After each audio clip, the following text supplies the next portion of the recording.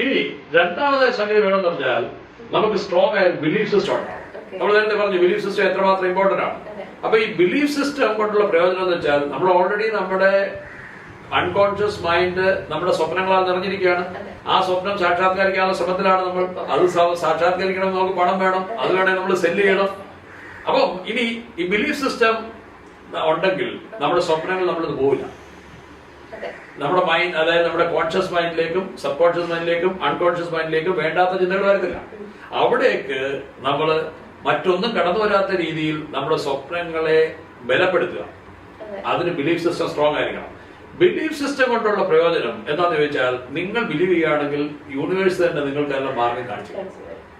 അതായത് എന്റെ possibilities and adversities എന്ന ബുക്കിൽ ഞാൻ ഈ കഥ പറഞ്ഞിട്ടുണ്ട്. ഒരു ജപ്പാനീസ് നാടോടി കഥയുണ്ട്. അതായത് 2 തവള കുഞ്ഞുങ്ങള് ഒരു ദിവസം രാവിലെ പ്രഭാത സവാരിക്ക് ഇറങ്ങി. വളരെ ചെറിയ തവള കുഞ്ഞുങ്ങളാണ്. ഈ പ്രഭാത സവാരിയുടെ ഇടയ്ക്ക് ഈ തവള കുഞ്ഞുങ്ങൾ എന്ത് ചെയ്തു? അൺഫോർച്ചുനേറ്റ്ലി ഒരു വലിയ സ്റ്റീൽ പാത്രത്തിനുള്ളിൽ വീണു. സ്റ്റീൽ പാത്രത്തിലാണെങ്കിൽ വളരെ ഹൈറ്റും. ആ സ്റ്റീൽ പാത്രത്തിന്റെ പകുതി വരെ ബട്ടർ മിൽക്ക്, ഇവിടെ മോര് നിറച്ചു വെച്ചിരിക്കുക. ഈ സ്റ്റീൽ പാത്രം വളരെ മിനുസമുള്ളതും അകത്ത് അതിന്റെ വക്കുകളൊക്കെ വളരെ മിനുസമുള്ളതാണ്. അതിന് പകുതി വരെ മാത്രം ഈ മോരുണ്ട്. ഈ 2 തവള കുഞ്ഞുങ്ങളുടെ അത് വീണു. 2 കൂടെ പുറത്തു വരാൻ വേണ്ടി ഒരുപാട് പരിശ്രമിച്ചു. രാവിലെ മുതൽ വൈകുന്നേരം വരെ കൈ കാലിട്ട് അടിച്ചു. ഒരു രക്ഷയില്ല. അപ്പം ദിവസം സന്ധ്യയാവുന്നു. ഏകദേശം ഒരു 6 മണി, രാവിലെ 8 മണിക്ക് വീണ തവള കുഞ്ഞുങ്ങളാണ്. കിടന്ന് പരിശ്രമിച്ചിട്ടൊന്നും കയറാൻ പറ്റുന്നില്ല. കുറച്ചു കഴിഞ്ഞ് വൈകിട്ട് 8 മണിയാവാൻ പോകുന്നു.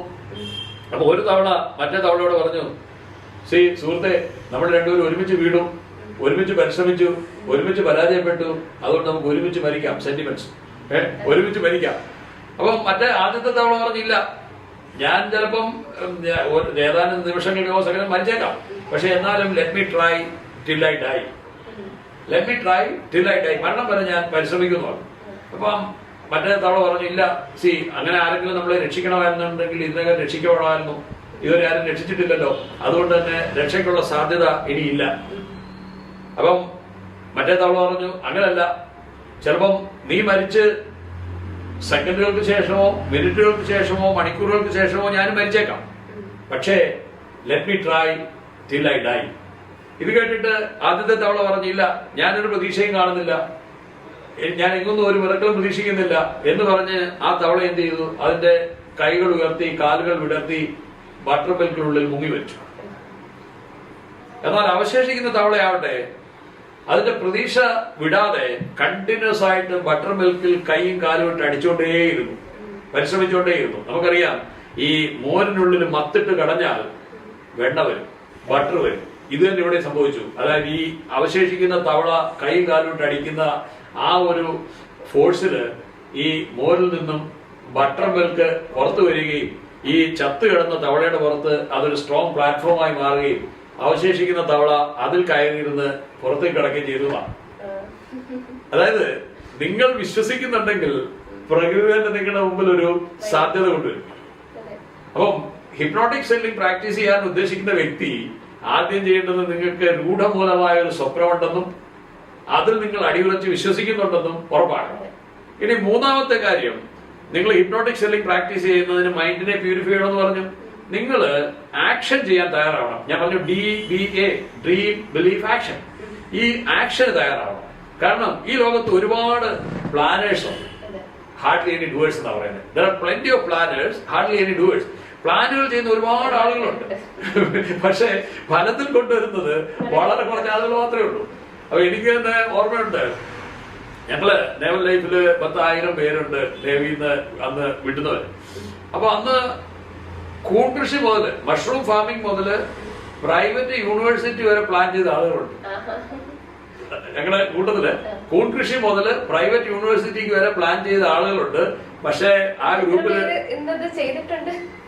എനിക്ക് തോന്നുന്നു എന്റർപ്രണറായ ഒരു എന്റർപ്രണർ ലൈനിലേക്ക് വന്ന ഞാൻ മാത്രമേ ഉള്ളൂ. ബാക്കിയുള്ളവരൊക്കെ വീണ്ടും പോലീസ് സബ് ഇൻസ്പെക്ടറും പിന്നെ DYSP ഒക്കെ ആയിട്ട് തിരിക്കുന്ന പലയിടത്തും. ചിലർ DYSP ആയി, ചിലർ പഞ്ചായത്ത് സെക്രട്ടറി ആയി, ചിലർ മർച്ചന്റ് നേവി ഓഫീസേഴ്സ് ആയി, അങ്ങനെയൊക്കെ മാറി.